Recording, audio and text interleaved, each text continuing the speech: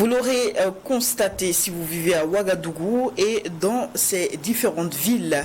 Il y a depuis plusieurs jours de fortes chaleurs avec des températures allant à 44 degrés pour ce qui est en tout cas de la ville de Ouagadougou. Une vague de chaleur infernale qui n'est pas sans conséquences sur la santé humaine. Avec le docteur Richard Sawadogo, neurologue de profession au CHU Bogodogo, nous allons évoquer quelques conséquences liées à cette situation. Bonsoir. Bonsoir, madame. Alors que des Sahéliens se plaignent de la chaleur, c'est que l'heure est grave. Affirmatif. Affirmatif. D'accord. Avec des températures qui vont à plus de 42 degrés. Les Burkinabés subissent de plein fouet les affres de ces coups de chaleur. Les conséquences sur la vie humaine sont sans doute nombreuses. Alors, la première des questions, c'est justement quelles sont ces conséquences? Merci, madame Diasso. Permettez-moi donc, avant de commencer, de dire merci et aussi mes hommages à tous ceux qui se battent jour et nuit, à savoir les FDS, pour que nous puissions vivre. Parce que quand il fait chaud comme ça, et nous savons qu'il y a des gens qui se battent corps et âme sous cette chaleur pour que nous puissions faire ces émissions-là. Il faut vraiment leur rendre hommage. Donc c'est l'occasion pour nous de leur dire bravo. Alors pour dire que la chaleur a beaucoup de conséquences sur la santé. Il faut d'abord définir les choses avant de commencer. En temps normal, l'organisme produit de la chaleur à travers tout ce que nous consommons. Ça va être transformé en des éléments beaucoup plus petits qui pourront être absorbés et utilisés par l'organisme. Donc, cette façon de faire qu'on appelle le métabolisme va dégager de la chaleur. Quand on fait une activité physique, il y a de la chaleur qui est dégagée. Et toute cette chaleur-là, qui est dégagée aussi, doit être dissipée, quitter l'organisme. Ce qu'on appelle donc, quand il y a production de chaleur, c'est la thermogénèse. Et quand il y a déperdition de chaleur, c'est la thermolyse. Et il doit normalement y avoir un équilibre entre les deux pour que nous soyons dans ce qu'on appelle la température normale, c'est-à-dire notre organisme se trouve dans la normothermie. À partir du moment où il y a un dérèglement, bien sûr, les organes de l'organisme vont sentir ce dérèglement-là. Et au niveau de l'organisme, il y a une régulation qui se fait, ce qu'on appelle la thermorégulation. Et cette régulation se fait au niveau du cerveau à travers une partie qu'on appelle l'hypothalamus.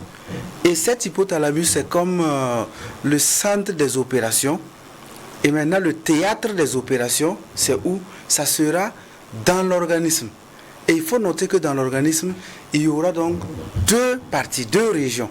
Ce qu'on appelle le noyau thermique, c'est ce que je viens de dire tout de suite. Donc le cerveau, le système nerveux central, à savoir le cerveau, la moelle épinière, plus tous les organes qui sont dans le thorax et dans l'abdomen. Donc ces organes-là constituent le noyau thermique qui font sortir de la chaleur. Et cette chaleur-là, en temps normal, la température ne doit pas dépasser 36, 37, 1. Et maintenant, ce qu'on appelle les enveloppes constituées par la peau, constituées par ce qui est sous la peau. Il y a de la graisse sous la peau et les autres enveloppes. Et là, la température, curieusement, elle tourne entre normalement 32 et 33 degrés.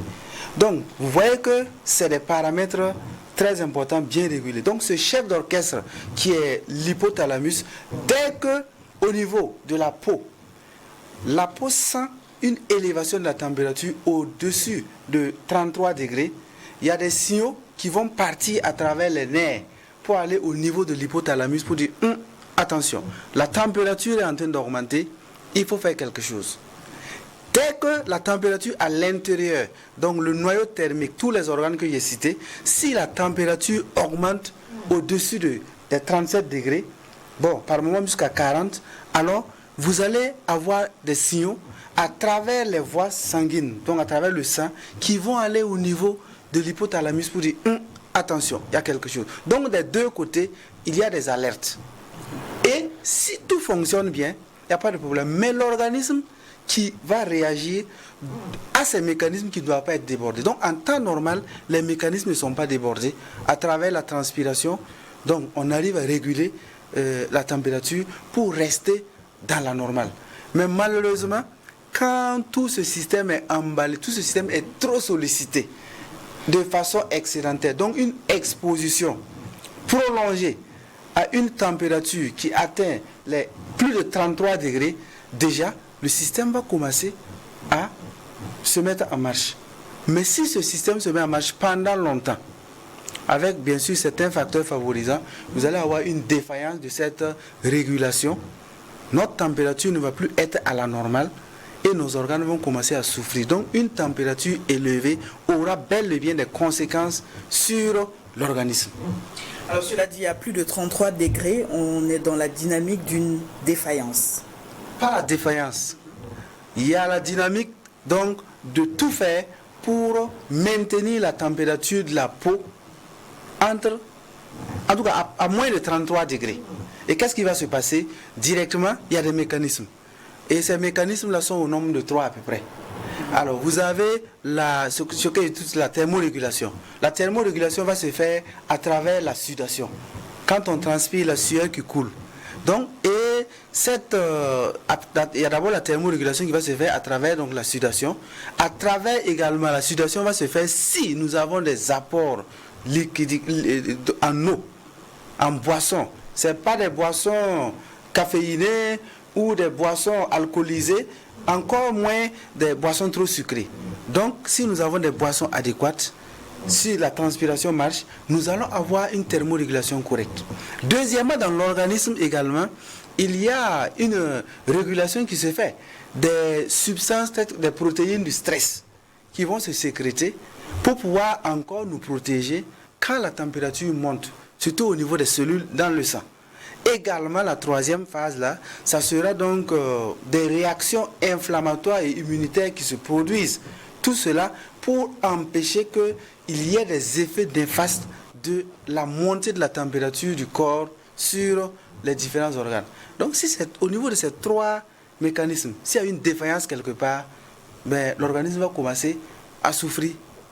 Et les organes qui vont prendre le coup, pour la transpiration par exemple, l'organisme va commencer à dévier le sang de certains organes vers la peau. Parce que pour pouvoir, ce qu'on appelle la thermolyse, pour pouvoir perdre la chaleur, il y a à peu près 4 mécanismes. En temps normal, voilà, nous sommes dans cette salle-là où c'est bien climatisé, donc on ne transpire pas.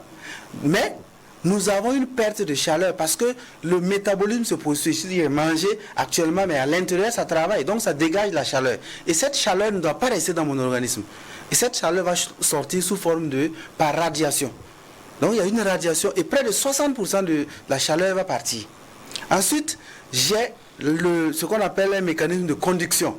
Le contact de ma peau, par exemple, avec un sachet de glace, un objet, voilà, comme la glace, elle est beaucoup plus, le sachet est plus frais, ben, j'aurai le passage de la température élevée, la chaleur de mon corps vers cette glace-là, donc ma température corporelle va baisser. Il y a aussi par convection. La convection, c'est quoi? C'est le mouvement du vent. Le mouvement d'un fluide, ça peut être un liquide, comme ça peut être l'air, va permettre également de perdre de la chaleur. Également à travers l'évaporation. Donc, quand nous avons la sudation, le fait de transpirer, quand vous transpirez 1 seul millilitre, vous perdez près de 0,58 kilocalories. Imaginez quelqu'un qui transpire, par exemple, en 1 heure, il y a des gens qui arrivent à transpirer 1 litre de sueur en 1 heure. Imaginez, cette personne va perdre à peu près 578 kilocalories. Donc, voici des mécanismes qui nous aident très facilement à perdre de la chaleur.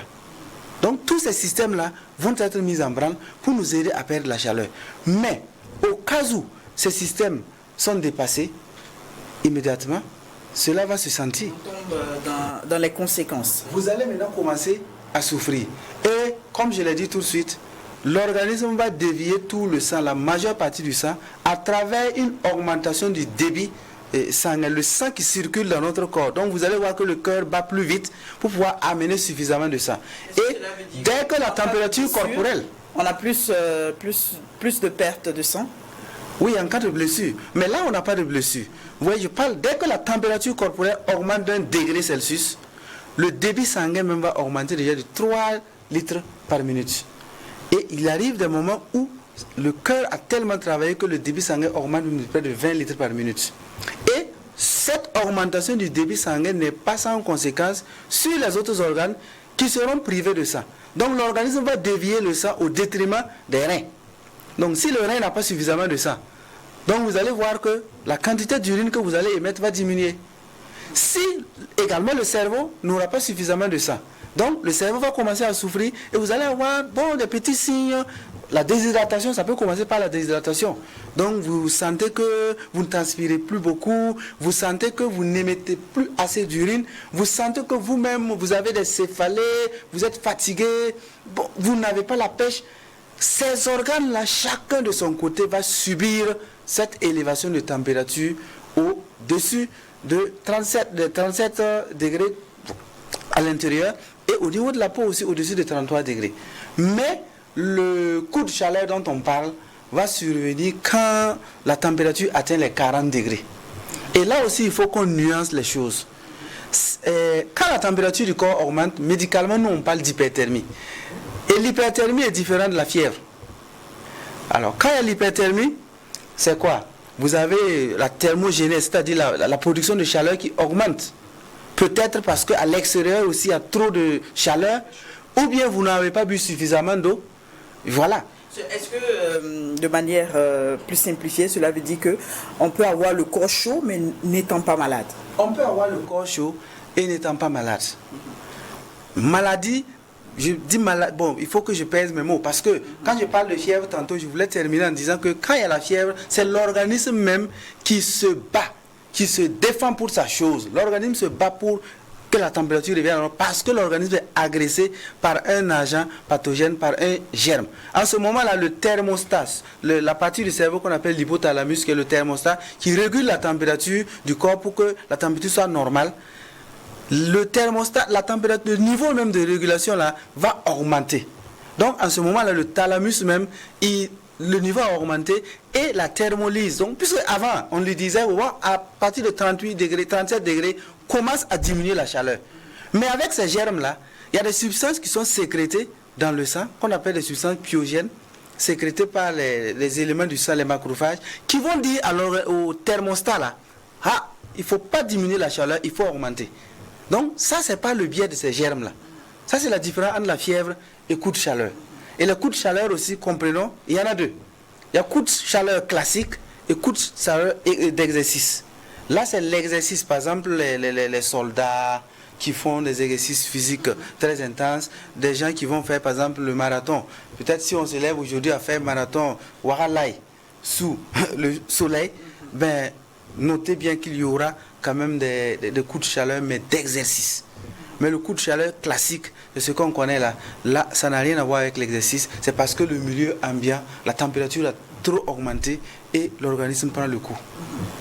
Alors, docteur Sawadogo, quelles sont donc les maladies liées? On est dans l'option coup de chaleur classique. Les maladies liées au coup de chaleur classique. Alors, les maladies liées vont découler, bien sûr, du mécanisme que je viens de vous dire. Vous savez bien. De régulation de la température. Voilà. Donc, dès que les mécanismes s'emballent, vous allez avoir au début des symptômes et des signes qui sont vraiment pas. On ne peut pas d'office dire que c'est coup de chaleur. Mais il faut prêter attention.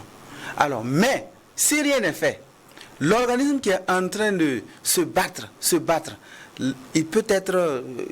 Les substances que j'ai dit tout de suite peuvent être sécrétées, mais à force d'être sécrétées, à force d'être utilisées, de travailler, ces substances même deviennent toxiques pour l'organisme. Et ça va jouer sur les vaisseaux sanguins, par exemple.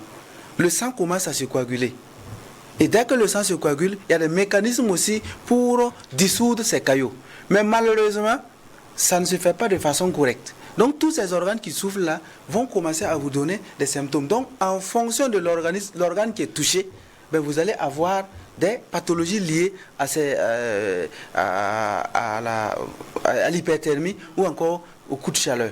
Donc on ne peut pas d'emblée dire, mais tout commence par le cerveau. C'est le cerveau qui va prendre le coup d'abord. Voilà, donc parce que la régulation se fait à son niveau et le cerveau est très sensible à l'augmentation de la température centrale. Et également, ça dépend aussi de comment vous avez été exposé. Si vous avez eu d'abord un coup de soleil, donc ça va d'abord vous brûler entre griffes la peau va changer de couleur. Alors, également, si vous souffrez, vous avez déjà des pathologies, vous avez une insuffisance cardiaque, votre cœur ne fonctionne pas correctement, donc ce cœur ne va pas pouvoir s'adapter en augmentant le débit cardiaque, le débit sanguin. Donc ce cœur aussi va souffrir. Vous avez le foie à côté, le foie aussi va souffrir. Tous les organes, il n'y a pas cet organe qui va être épargné. Donc par moment, il y a d'autres qui vont présenter de la diarrhée, mais la déshydratation, tout va commencer aussi par la déshydratation, parce que les signes de la déshydratation sont souvent évidents. Tout le monde peut le savoir. Vous allez avoir quelqu'un, peut-être un enfant, il pleure, mais il n'y a pas de larmes. Quelqu'un, vous touchez son corps, c'est chaud, mais il n'y a pas du tout de sueur. Là, c'est des signes d'alerte. Et si vous ne réagissez pas à temps, il y a la phase maintenant de non-retour qui va arriver et la personne va commencer à délirer. La personne peut commencer à avoir des troubles du comportement. La personne est confuse. Bon, vous ne comprenez rien. Et si rien n'est fait, la personne glisse dans un coma. Et même après le coma, je vous dis que il y a des séquelles qui peuvent rester. Et quand la personne va se réveiller, ces séquelles-là, bon, ça peut être des séquelles neurologiques. Vous imaginez, si la personne, parce que ça peut donner même des AVC.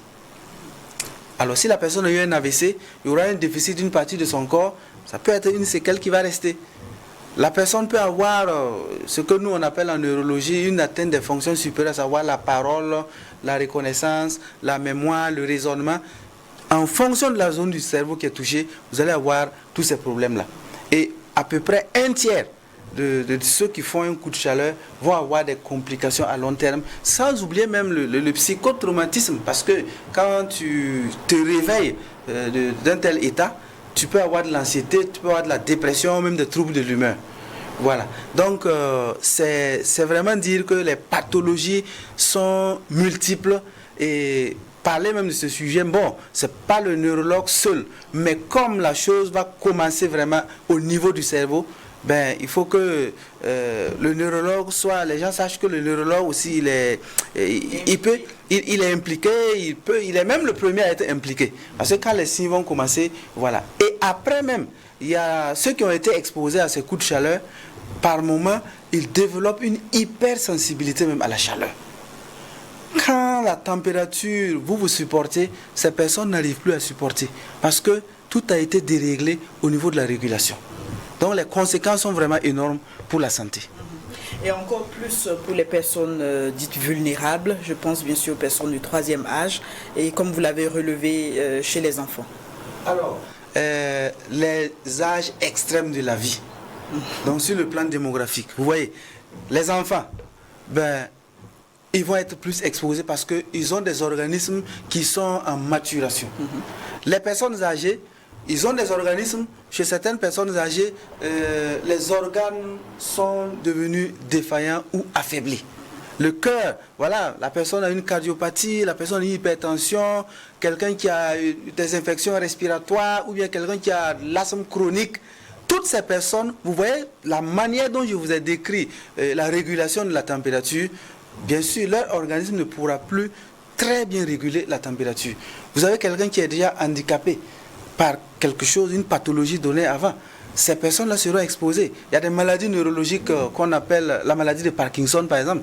Quelqu'un qui a cette pathologie liée souvent à l'âge, ne va pas réagir de la même façon quand nous allons être soumis à des vagues de chaleur.